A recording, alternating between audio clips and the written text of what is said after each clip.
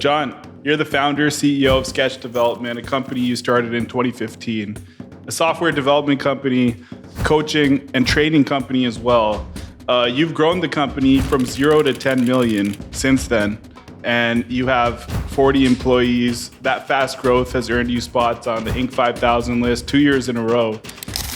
Agile is like, for people who don't know, it's like a religion. I mean, we've all seen how religions can sort of get warped. I hope that, if somebody had seen me talk or had heard me talk about it and heard my personal take on it, that they heard something that resonated with them that's different than sort of this dogma that gets regurgitated by a lot of other people that talk about it. A manager is measured by the number of people that report to that manager. If you have 150 people in your organization, you are more powerful than your peer who only has 20. I mean, because you have influence over that many more people, then, you just, I guess, multiply the individual influence. That's another thing that we're battling against, the number of cooks in the kitchen, for sure.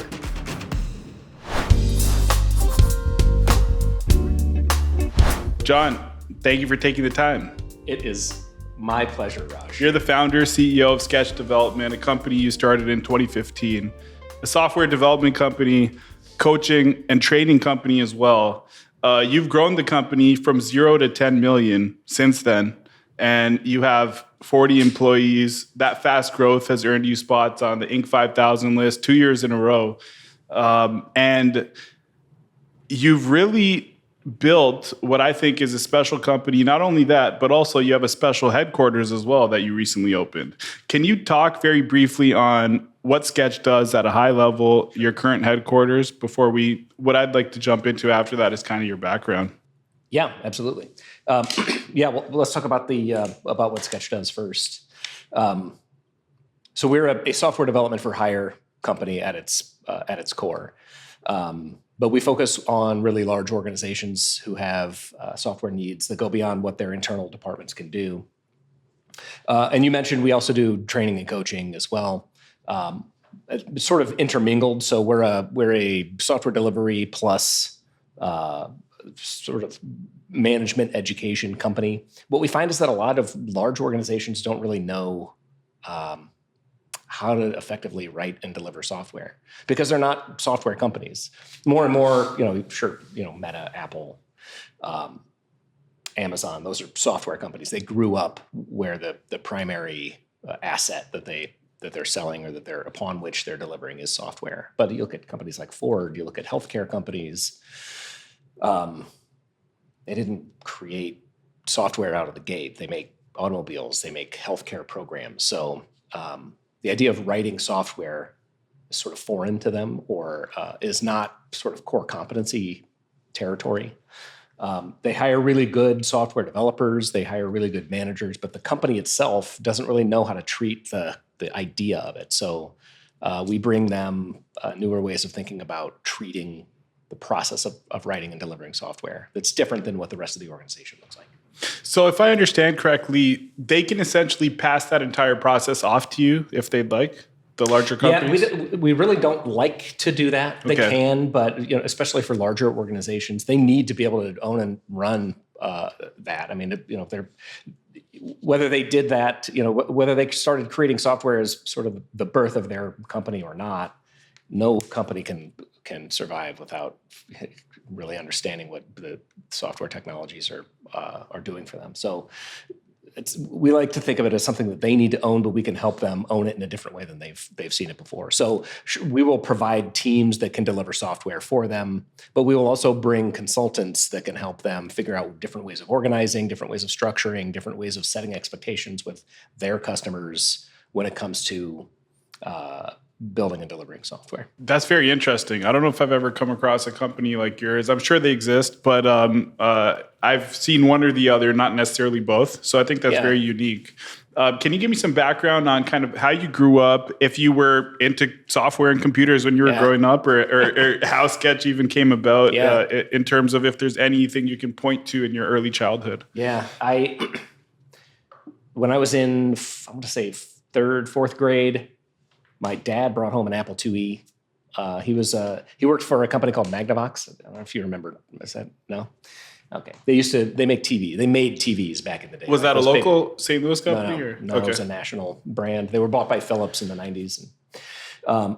So he was always bringing home new technologies. The first game console was a Magnavox console, and it was called the Odyssey. So would this be like the late 80s or something like that? This is early 80s. Okay. Early to mid 80s, yeah. So he brings home an Apple IIe, and we're playing around with it, and building my brother and I are building a lawn mowing company on the AppleWorks suite of tools on the Apple IIe. And I have a neighbor friend who comes over one day and he just starts coding BASIC on the thing. And I'm like, mind blown, a whole new world has opened up to me. And I learned how to start coding BASIC. I get a subscription to Family Computing magazine, and I'm stealing all of the programs that are in there. I learned how to make I remember I made a game where letters would fall from the top of the monitor, and you have to hit the letter on the keyboard before that letter hits the bottom of the monitor. And then it would go faster and faster. That's how I learned how to type, was through that game that Family Computing made. My sister made fun of me because she found a Family Computing issue, like magazine, under my pillow. And she's like, okay, this kid should have been a Playboy magazine. He's got this nerd's got a Family Computing magazine under his pillow. Anyway, so that happened to be the same year that I fell in love with the Apple IIe and Saturday Night Live the same year. I remember, Martin Short and Billy Crystal on that season. And I kind of became obsessed with that show, and that never ended. And I actually kind of from there kind of got into theater and acting and that sort of thing. And I did like commercials in town, and I was on a Twix commercial and a McDonald's commercial.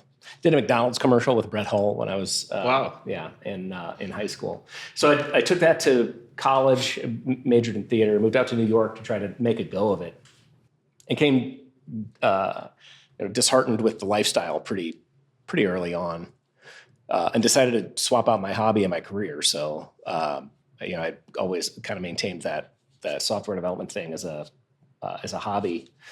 Became a software developer professionally.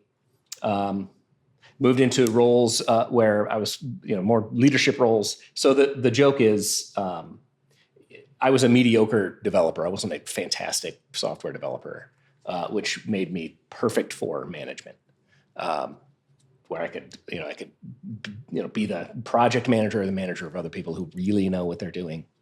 I led into management leadership roles, and then I got involved in this concept called Agile software development. Okay. It's a new way of looking at the process of delivering software. So just for context, roughly how old were you, or roughly what year was this when you were introduced to Agile, and also when you made that switch from entertainment to software? It was 1997 when I made the switch. Officially made the switch. We had decided my future wife and I decided we were going to pack up and move back to St. Louis in 1997. And everything was in boxes and everything when I got the call to be an extra on Saturday Night Live. So I pretty much did my Saturday Night Live gig, came home, finished packing, drove home to St. Louis. Wow. Yeah. And then this whole, so that was 1997 till, maybe the mid-'00s. So over the next 10 years, working as a software developer and then a manager, and then discovering this world of Agile software development, which to me was really interesting because traditional management of software sounds like building construction, like you're building a skyscraper, create the blueprint, design in great detail, all the specs, everything that you want to build, and then you go into some building thing. Which, by the way, when I first saw the name sketch development, I immediately thought real estate development. I didn't even think software development. Okay, yeah, there you go. Yeah, and it's other people think it's like sketching on doodling on a notepad or something. Right. Like that. No, sketch is actually a nod to sketch comedy. Because the process of building software looks a lot more like building sketch comedy than it does what most people think software looks like. That was sort of the genesis of the company. We wanted to create a new paradigm for approaching this really hard, really complex thing called software development.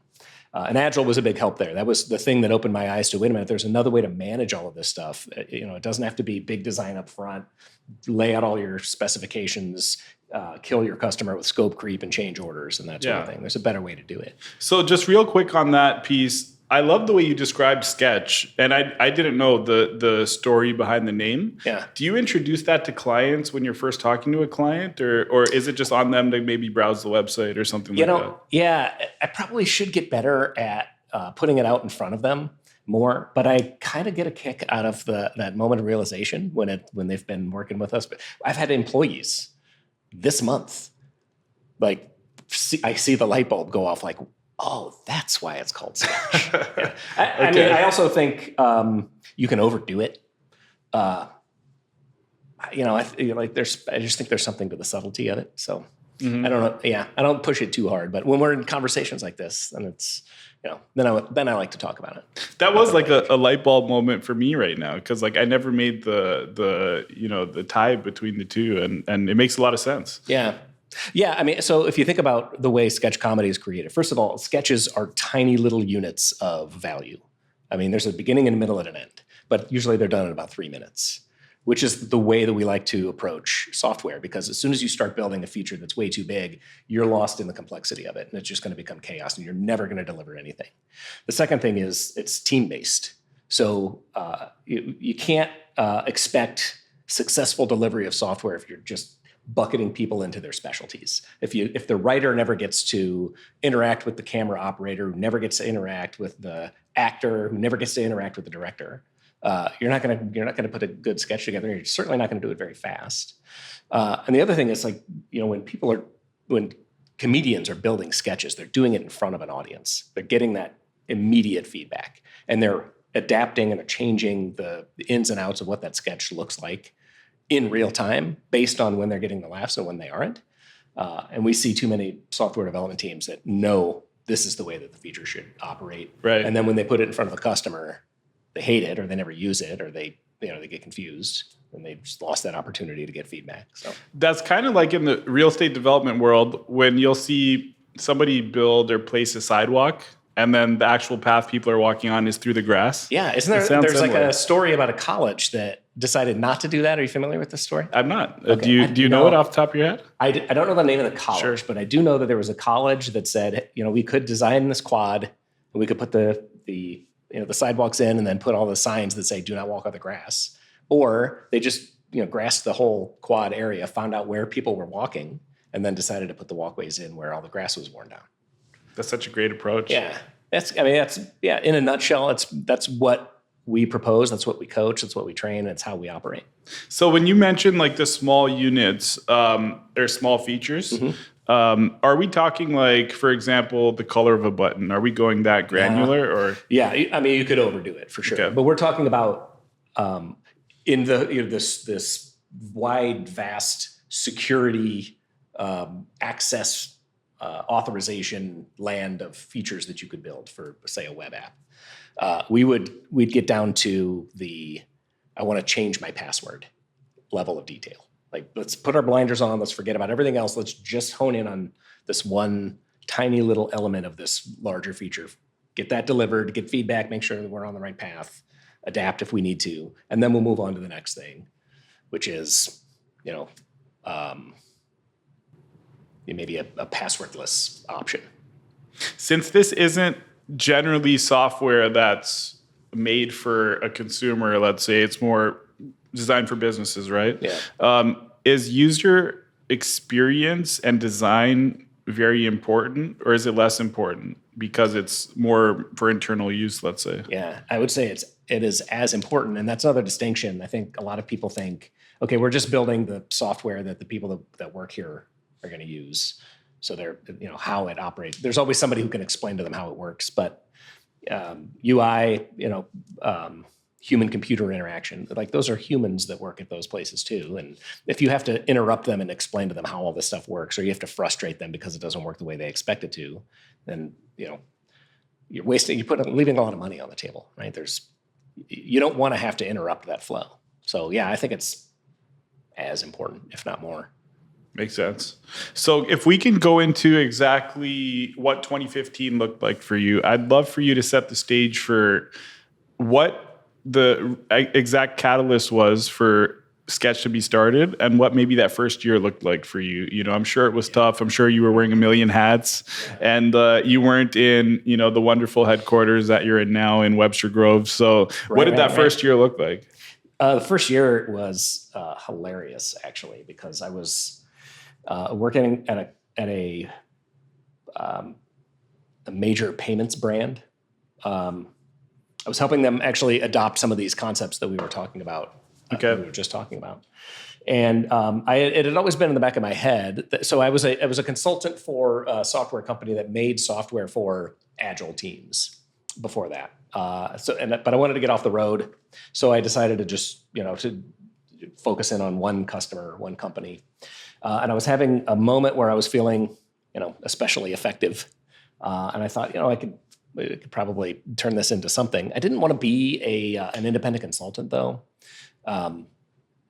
I just felt like I think this concept was capable of being something bigger. And that, sorry to cut you off, I was just going to say that probably would have been an easy path for you to take versus building a company, right? Right. Just hang a shingle and then it's just like a lifestyle company.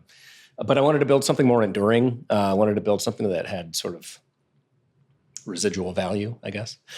So I'm spinning through what is the missing piece here that something's missing. It's not obvious to me. I'm 40 years old at this point, by the way, and I'm also kind of seeing as an employee, there's like, where else am I going to go? What else am I going to do? Nothing really seemed to be all that compelling. I had a meeting with a friend, a marketing friend. I wanted to pick his brain on just kind of lay out this whole idea of this independent consultancy, but trying to figure out how to make it more than that. And he didn't want to hear about it because he had just changed jobs. He was working for a startup, and they needed their platform to be built. And under his breath, he's like, "Man, I wish you could just get a couple of your old developers back together and build this thing for us." They had engaged with some other company, and he didn't trust their estimate. He wanted me to look at the estimate.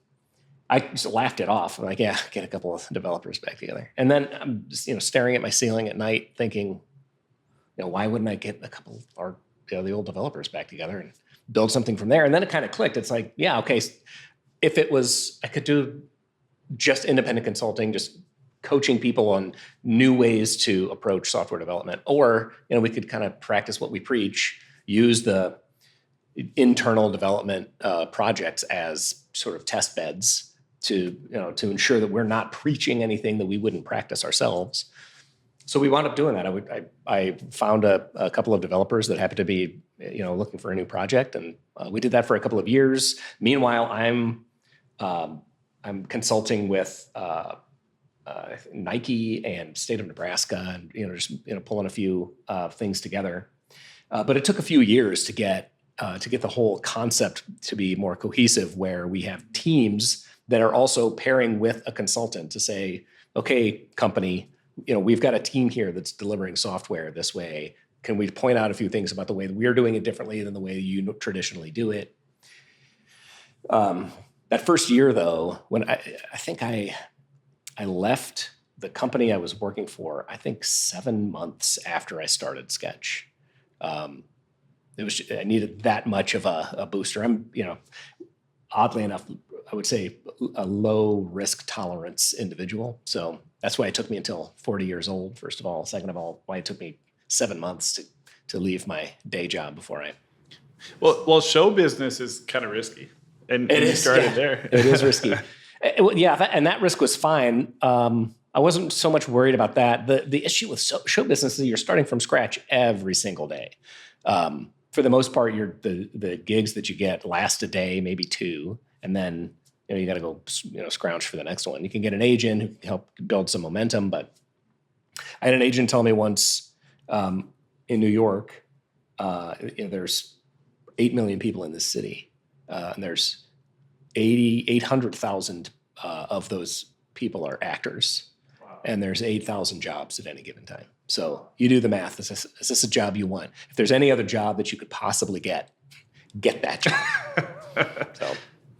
So that was sort of short-lived. But I remember just trying to make this thing work while I was still employed, sitting in my car in front of the closest public library or the closest hotel that I could get to over lunch, and just sort of vamping off of their Wi-Fi so that I could try to run a planning session with my development customer, and that trying to get that thing done by the time my lunch break was over so that I could Wow. continue doing my day job. Yeah, it was tough because I had a very loud air conditioner in my car, so I would have to, I'd have to turn my car off to do it. And in July, in a car that doesn't have any air conditioning running through it, it's I think that speaks to very wet. kind of some of the grit required to start a company from the ground up, like you did with Sketch. Yeah, and it's funny. From the outside, if I was watching that person from the outside, I would probably say, yeah, that's grit. But I would never describe myself as somebody with a ton of grit.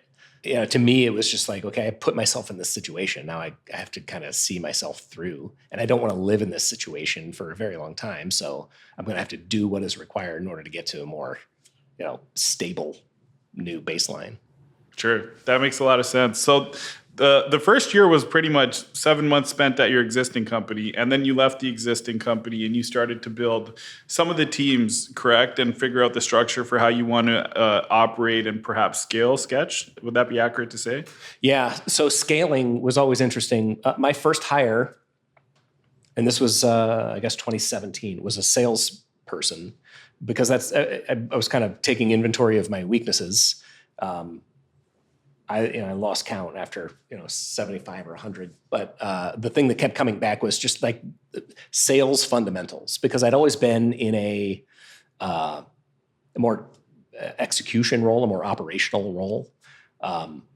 IT in larger organizations is not it's not a sexy sales focused title.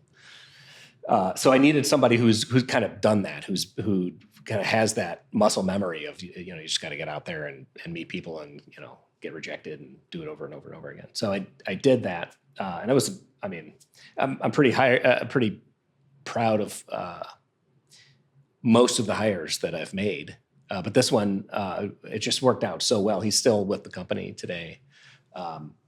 And he's our general manager at this point. And it was exactly what I needed, because I don't think this thing was going to go anywhere if I didn't have anybody to bounce ideas off of, if I didn't have anybody that had a similar, sort of mindset toward what we wanted to build. But growing and scaling the thing was really never a consideration. We have a mantra at work that says we would rather be good than big. So quality has always been the most valuable consideration for us. Whatever we do, we want it to be really well received. We want it to be highly valuable to our customer. And if that means that we have to throttle growth or we have to sacrifice growth, because there are really, the dirty little secret is there's only so many good software developers out there. And there are a lot of software developers out there. Why do you think that is? Because there are tons of graduates every year and tons of folks who are in software development. So why do you think there are only so many good software developers? Is it similar to a sport, for example, where only so many people can be elite?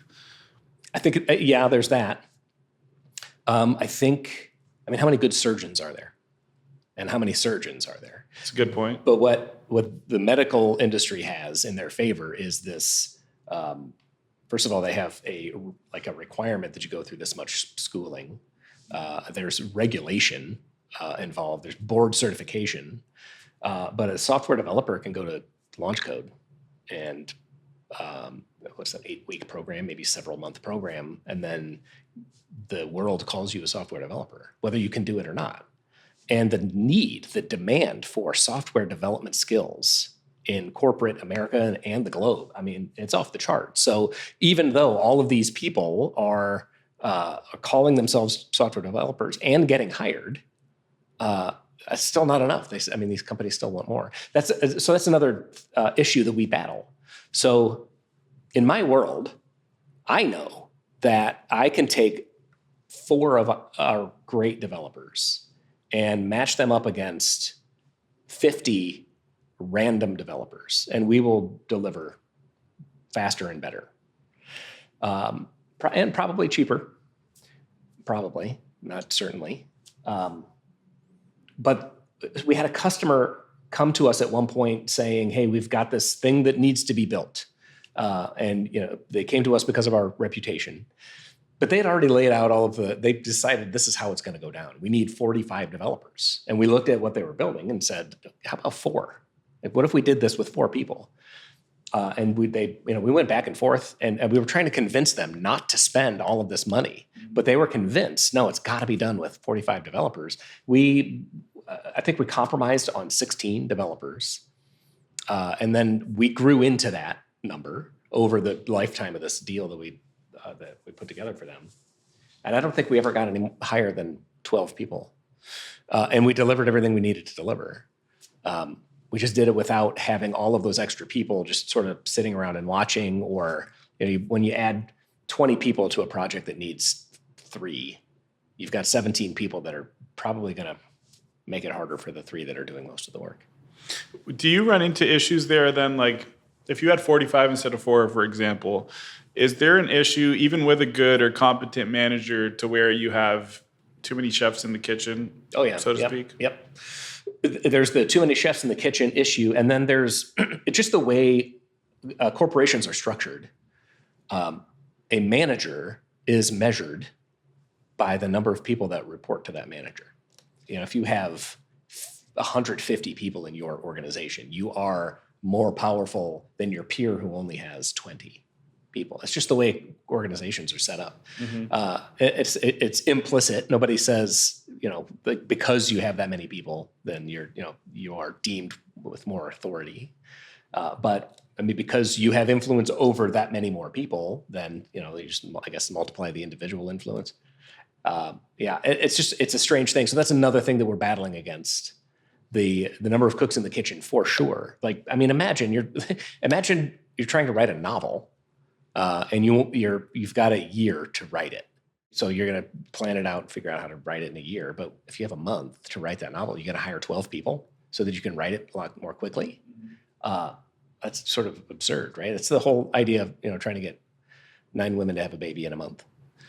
Makes sense. Yeah. So we struggle with all of those concerns.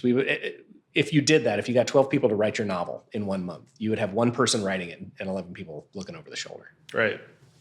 So with some of the perhaps less talented software developers, do you think the use of AI can help those folks to be as good or nearly as good as some of the super talented software developers we're talking about? Yeah, we're exploring that right now, and I think the answer is probably. So what it's looking like right now, and I'm getting this from some of the developers at Sketch. We're kind of looking at the possibilities here. It does look like, at least today, what we have the capability to build is the assistant to the junior developer, so that the sort of if you go from apprentice to master, that senior, seasoned, experienced developer can sort of spread the knowledge and the mentorship across a wider group of junior developers, because the AI is training on what those seniors know and can provide that sort of real-time advice and check and balance and that sort of thing. What type of AI tool are you experimenting with, if you can share? Yeah, I have ChatGPT. Okay. That's the big one, the most accessible one, and the one that our developers seem to have the most interest in playing with. Sure. That the API is available and easy to use. So we've built we had a hackathon, and a couple of developers put together a prototype of do you know what a Scrum Master is? I don't. And I also, this may sound silly, I've heard the term hackathon, but what exactly is a hackathon? So you're running a business, right? You've got employees, and they've got things that they have to get done. So if you structure their work on a quarterly basis, and you make a quarter-long plan that says, these are the things that we're going to get done in the quarter, but we're going to reserve that last week of the quarter to say, forget about all the plans, forget about all the stuff that we had to do. What do you think we need to get done? Just spend a week doing whatever it is that you think we should be working on. Interesting. Yeah, it has, I would say, moderate success when you're dealing with non-technical people. But if you do that with a crowd of software developers, they're just the most. I have an infinite, endless amount of respect for the craft of software development and for the people that are good at it and that treat it like the craft. And when they come into the hackathon, they come in with dozens of ideas that we never would have thought of. That's one of the other ideas that we try to coach our customers to adopt. Like, stop thinking that you have to have all the answers, that all the great ideas are going to come from you and have to trickle down. Just pause the train once every 3 months. Give your people a week to say, I think I'm going to build this because this is near and dear to my heart, or I'm going to build this because it's something that I noticed, nobody else is paying attention to it, and I think I want to try it, or I just have an itch that I need to scratch. Regardless, if it goes into production, if it becomes part of your company when you're done with that hackathon, great. If it doesn't, you have a much more engaged employee than you had before because you just let them do something that they always wanted to do and never had the time to do it. So there's no losing in a hackathon. If you're able to, can you give us like a technical and a non-technical example of things that some of your folks have worked on during these hackathons? Yeah, so I was telling you about that Scrum Master. Yeah. So a Scrum Master is sort of the way I describe it when we're doing training. A Scrum Master for a development team. You've got, let's say 5 people on a development team. You can think of those developers like the cast of a play. You've also got a director of a play, right? That person's called the product owner. That's the person who's making decisions day to day, moment by moment about what this software is that you're building, what it should be doing in the future. And then you've got a Scrum Master who's like a stage manager, doesn't write code, doesn't have any authority to say this is what the team should be building next, but is making sure that everybody has all of the information and all the tools and abilities that they need at the time to do their best work at any given point. Sort of like a project manager, but without any authority to mandate you do this task or not. So we built a Scrum Master with ChatGPT. It's in prototype mode. We called it Artemis because it's an anagram of Scrum Master, sub-anagram, I guess. And we watched it have a conversation with the development team and figure out what the next appropriate task would be for them to pick up, and figured out, the Scrum Master figured out nicknames for all the team members, and it's crazy. So that was one thing that was pretty cool. Years ago, one thing that I wish somebody would have picked up on, one of our developers built an Uber for lawn mowing. Okay. So you need to get your lawn mowed, but you don't have a service that does that for you. You just put your address in and circle the areas of grass and then open it up to the market. We built a new training event, a 2-day training package that's called a DevOps Bootcamp that helped customers understand the interrelationships between the people who write software and the people who support that software. What else do we build? We built so we do a lot. Are you familiar with Kanban? The concept of Kanban? No.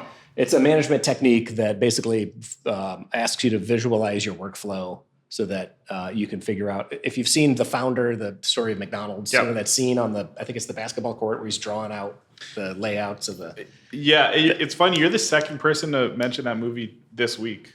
Oh, really? Yeah. Yeah, it was fine. Yeah. Right? Anyway, so what he's doing there, he's laying out his workflow. He's visualizing his workflow. It's a concept from Kanban. So we built a game to play during training using, have you ever played Cookout on Nintendo Switch? No, I haven't. And now with all the no's I'm giving you, I don't know if I'm out of touch or if you are. Right, I know. You take notes. It's this game where teams try to cook as much food in the kitchen as they possibly can. Okay. But it's interesting how it teaches you lessons about like visualizing workflow and working with people, and either spreading the work out amongst many people or isolating the work to one person. So we created a training program that uses the Nintendo Switch to teach work visualization and work in process limits. That's awesome. Yeah. So you very casually mentioned that Uber for landscaping. Yeah. It kind of glossed over it. It sounds like an amazing idea to me. Was really Can you cool. expand on maybe your thought process for why that's like the type of project you wouldn't pursue maybe outside of Sketch or as a side project alongside what Sketch does? One thing that I wish we could get better at is figuring out, after all of these, every quarter we do this, and every quarter there's some cool thing that somebody creates, and it just sort of, goes into the warehouse unless one of the developers wants to continue it on their own. We didn't pursue that one because we know who our target is. Our target is CIOs, product officers, portfolio management officers. A portfolio is in like a project portfolio or product portfolio in large organizations. It's a very different market than the consumer who's looking to get their lawn mowed. This fell into the category of, I have a developer who has an itch that they want to scratch, and they're not going to do it at home with all the other priorities that show up at home. He wanted to use some new technology that he doesn't normally get a chance to use. So we did. We did that for a week. He got a team together. They all kind of did it together. And now, even though we're not selling that particular thing, or we're not trying to put that in the marketplace, we have 3 more people that can say, hey, we have experience with that thing. So the next time a customer comes up to us and says, okay, can you build, do you have any mobile experience with Swift? Yeah, as a matter of fact, we do, because we built this thing and we can show you what it looks like. That's awesome. I appreciate you sharing that. So we talked a little bit earlier in the conversation about Agile management. Yeah. It's a concept that I think is near and dear to you and you utilize in your company. Can you expand on what that is and how it helps Sketch operate on a day-to-day basis? Yeah. So back in 2015, it was what we sold. So organizations were trying to get away from these very heavyweight methodologies for delivering software. Project management magazines would publish these articles that say 80% of software projects are failures for one reason or another. They cost too much, they are late, or they don't do what they don't end in the result that they were hoping to get. And people started inspecting. Well, why is that? What's causing all of these failures? And they're realizing that it's the way that these projects are structured. They're kind of structured for failure. They're structured to say, we're going to build all of these things. We get agreement, we get sign off, and then we execute. But then what happens is, because these are like year-long projects, well, what happens is like life happens and things change. But this is so locked in stone, like you're going to build a skyscraper or something, that there's no opportunity for change. So either the world changes, they build this thing and they no longer need it, or the world changes and they discover, wait, there was this other thing that we could have been doing with that time. So everybody's just always dissatisfied. That's why Agile became a thing. Agile is really just it. The full name of Agile is the Manifesto for Agile Software Development, and it was this writing by a dozen or so of the thought leaders of like 20 years ago, who said, let's just agree on some values that we all hold dear to our hearts, like people, rather than processes. People are more important than the process that the people follow. The opportunity to collaborate is more important than a contract that we have to sign. The software that works is more important than the document that we use to describe what would work if we were to make it. And responding to change is more important than following a plan. And that's it. I mean, it's like maybe a few more words, maybe a little more eloquent than what I just said. And from there, this revolution sort of occurred in the O's, the teens, and the 20s over how software gets delivered and organized, and titles have changed in companies as a result. It had a huge influence on me because I was leading software teams at the time that this kind of became really big. I was looking around thinking, well, this makes absolute sense to me because this is exactly what I see in the theater and I see in TV and film and sketch comedy, obviously. But other organizations are really struggling with it because they're so entrenched in the ways that they were operating in the past that we saw an opportunity to get out there and help companies see software a different way. That sounds like it really helps you and other companies that use Agile put the customer first and the customer's needs truly first instead of this is how it's supposed to be, or like you were saying, kind of, this is the way we're viewing it type of thing. So that makes a lot of sense to me because I've had experiences personally where we've worked with, whether it's consultants or whatever the case is, and it's their way is the right way, not necessarily what we want. They probably weren't operating with that type of thinking. What other, sorry, were you going to? No, that's absolutely right. It is the highest priority, customer satisfaction, number one. Put like that customer is front and center and in every corner of our thought process. What other leadership, management tips, tricks, techniques did you employ in order to grow Sketch the way that you have over the last few years? I spent a lot of time learning about complexity and complexity science and understanding that. So what's cool about complexity science is that it involves the study of uncertainty, which is where we live. And one of the cool things was, so there's two things that came out of that. Number one, the notion of the role that diversity plays in complexity, and that a complex system is stronger, has a stronger foundation the more diverse the parts of the system are.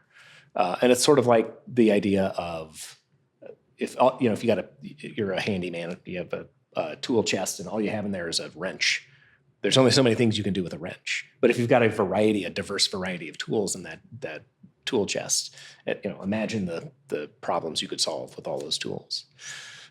Which sort of just kind of, as that sticks in the back of your mind, the decisions you make as you're building, putting together a management team or deciding to hire consultants, it changes things. The other thing is, there's this notion of, you said it, like the customer is first. So the way that we put it in Agile terms, our highest priority is to satisfy the customer through early and continuous delivery of valuable software.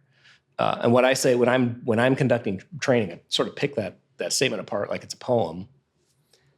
Early and continuous delivery of valuable software, which is the opposite of what most people think is the way to go about building, which is efficient delivery of valuable software. So what we're suggesting, and what Agile methods suggest, is that the most effective way to go about building things is not the most efficient. Sometimes we get wrapped around efficiency and wanting to do things the most efficient way that we come up with a very efficient plan to not satisfy the customer. But because we made it efficient, we saved our time, right? We did it the quickest possible way that we could, but our customer is dissatisfied. Like, the operation was a success. Unfortunately, the patient died. Right. That makes a lot of sense. Yeah. So to us, waste is not a thing. Like we are very comfortable with waste. If we have to build something and build it 3 times to figure out what the right way is to build it, or we have to reorganize 3 times to figure out what the best organization is, we're totally okay with that, because that to us was the most effective way to learn what the right way was to do it. But for us to presuppose that we know that we could just design it without actually getting our hands dirty, it's kind of silly. I would agree with that. And I know as a potential client, I would really appreciate that approach. So when you're approaching potential clients, whether it's, I don't know what companies you work with, but I'm just going to name some big companies locally, whether it's like a Centene. You want me to wink? What's that? You want me to wink if you say it right? But whether it's like, a Centene, an Ameren, or some sort of large corporation, how are you even getting your foot in the door to be able to tell them about the way Sketch operates and what Sketch can do for them? Yeah. So Agile is sort of a new term for you, right? Because you're a bit removed from the software construction world. But in a large organization, Centene has hundreds of software developers. They all know or they've heard what Agile is, what the promises of an Agile approach are. And their bosses have heard about it, and their bosses have heard about it. So it's going to come up in a conference. So as long as we're there at a conference and we've got a session and we're talking about our take on Agile and what Agile means to us and how we see the value, then there's going to be a conversation afterwards That's another. I think I mentioned earlier. I didn't start Sketch until I was 40. Well, in those years leading up, from when I left New York to when I decided to go out on my own, I was building a network of technologists in St. Louis. Okay. I joined an organization called SIM, Society of Information Management, and just to get to know and get to understand what technology looked like in St. Louis and how corporate technology was treated and perceived. There's a conference called Gateway to Innovation in town that brings together all kinds of technologists once a year, and I was involved in building that for a couple of years in building that conference. Great people associated with that conference. So yeah, really just knowing people and staying in touch with people and just genuinely being interested in that side of corporations. I think when I left my company, I made myself a deal that I would have coffee or lunch with someone every day of the week for 3 months, and I cashed in all the goodwill from my network because I didn't really ask for anything prior to that. So I think it was just a matter of saying, "Hey, I'm doing this," not being secretive about it, and eventually, St. Louis is a tight knit town, I would say. Everybody kind of knows everybody, or somebody knows somebody who knows somebody. So enough of those lunches and breakfasts and happy hours. Eventually somebody, picked up the phone and said, "Hey, let's talk." You also come across as someone that's very humble and genuine. So I feel like for you to... It's an act. That's my theater training. Well, whether it's an act or not, you come across that way. And I really feel like when you're talking about your network, the fact that in previous roles, you most likely did what you said you would do, I'm sure that helped when you launched Sketch and you told folks that you can do X, Y, and Z. They believed in you as a person before they believed in the company. And now it's probably the other way around. They may not even know John when they engage Sketch to do some of their work. But in the early years, I'm sure your personal reputation played a role in it. I hope so. I think also Agile is like, for people who don't know, it's like a religion.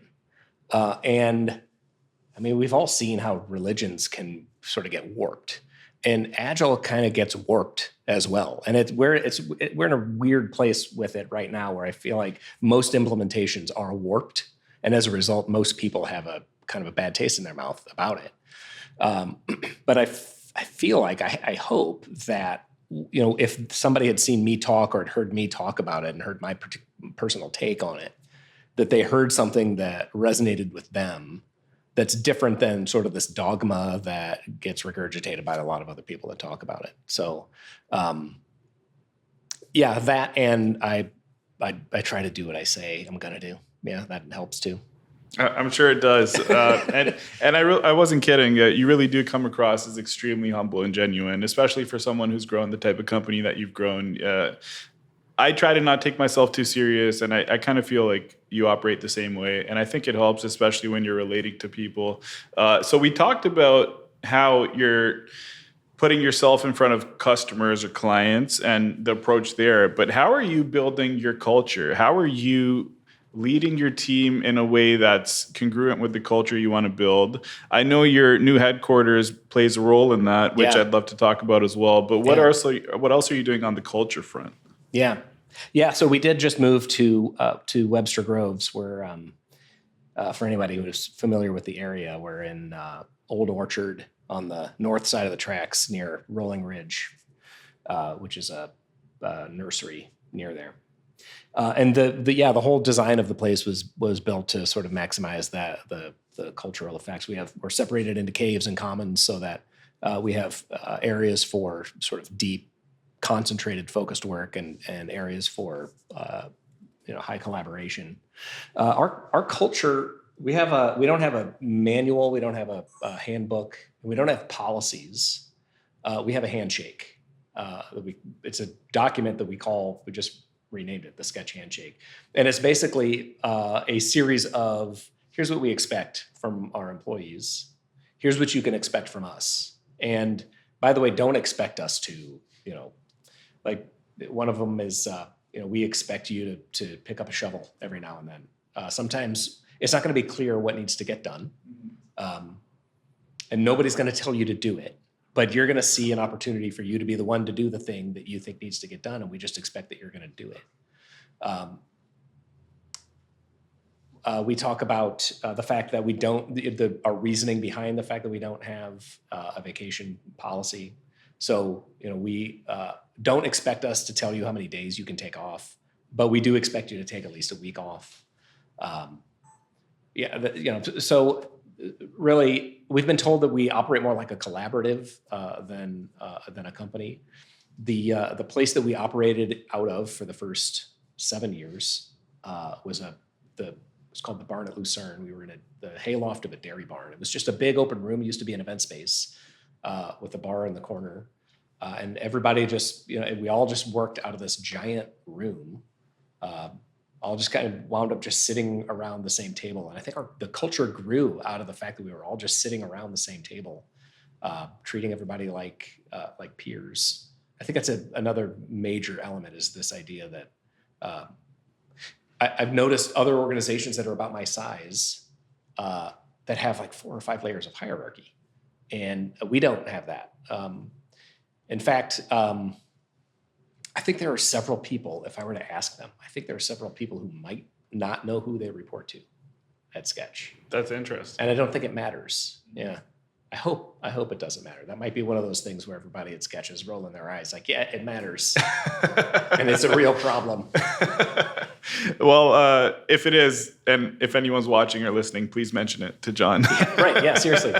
Yeah. So with a lot of companies today, especially in your world, going fully remote or mainly remote, reducing their overhead. Apparently, folks at home are more productive. I don't know if they are or not. Maybe they are. Why did you decide to not go in that direction? Yeah. Man, I have a lot of opinions about hybrid. And I'm discovering the more that I talk about those opinions, the more out of touch I am. So I'm when I talk about hybrid, it's not because I want other people to share my opinion. It's because I'm trying to discover what my opinion is, where I'm full of shit, and where I actually might be onto something. So I don't think that it is instructive to say that people are more productive at home, because sometimes they are, but sometimes they're not.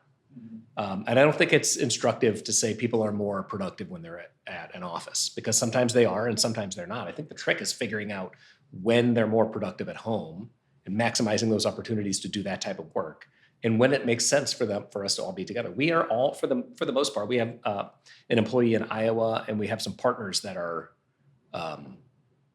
around the country. And then we have a couple of employees who are further out in, the metro area, on the borderline of the metro area. But for the most part, we're all geographically condensed. So we don't have that issue that some larger organizations have, where they're like, hey, we said you could work from anywhere, and now we're changing our minds. We don't really have that issue. And I feel like there's real value in being face-to-face. 80% of all communication is nonverbal. If we're even on a Teams call or a Zoom call, and I can see your face, but I can only see you from the shoulders up. I can't tell if you're shuffling your feet. I can't tell if you're moving your arms in a odd, uncomfortable way because you're trying to tell me something, but you don't really know how you're going to. Like all of that stuff, when we're together, when we can actually share the same breathing air, I know so much more about what you're trying to communicate and what you're trying to hide from the communication. Not to mention, the most high fidelity form of communication between two people is two people in front of a whiteboard. And like Mural and Miro and Microsoft Whiteboard, they're trying to get back to that, but you cannot replace a dry erase marker yet. And I just think that's really powerful, and I don't want to give that up. I also think that the idea, this is one of those opinions that I need to figure out if I believe this or not. We talk about, in our world, this concept of global optimization versus local optimization. Okay, so if you have a department that is optimizing to be as efficient as they possibly can, it's possible that they're doing that to the detriment of the company as a whole.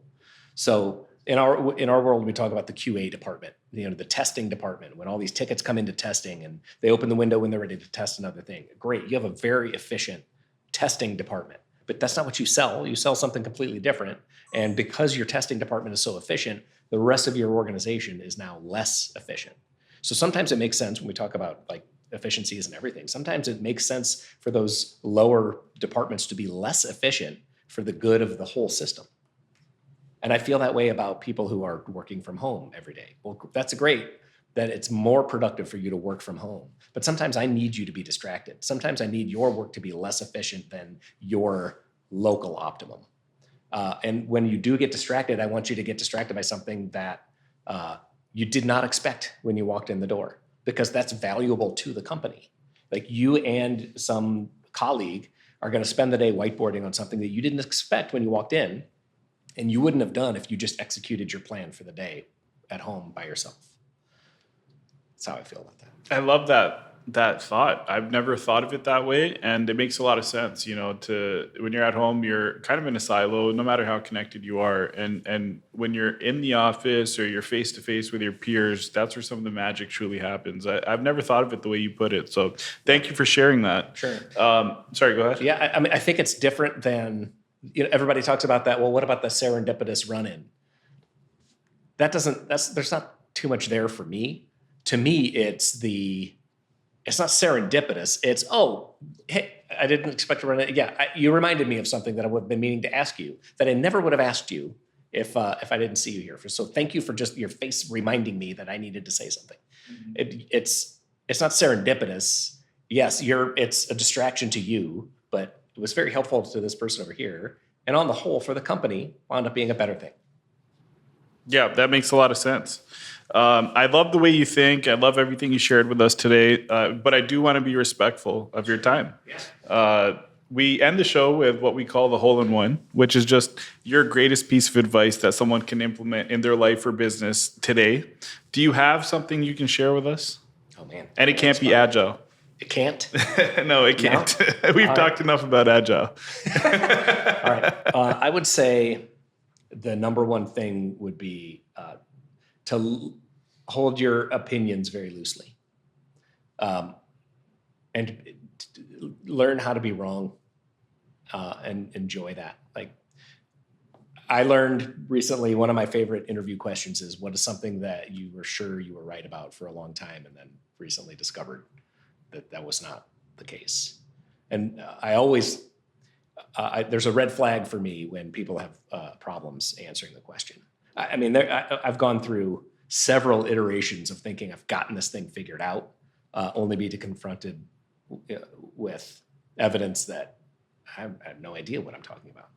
And it's okay. I mean, it's just evidence that you're learning. So, if you can't admit to yourself that you're wrong about something, you're just going to keep trying to do the same thing over and over and over again and expect different results, which I think we call that the definition of insanity. So thank you for sharing that. I think that ties back into your humble personality. And I think you just helped us all be a little more humble with the way we approach life or business, whatever the case may be. John, thanks for your time. Really appreciate it. Yeah, thanks, Raj. This was fun.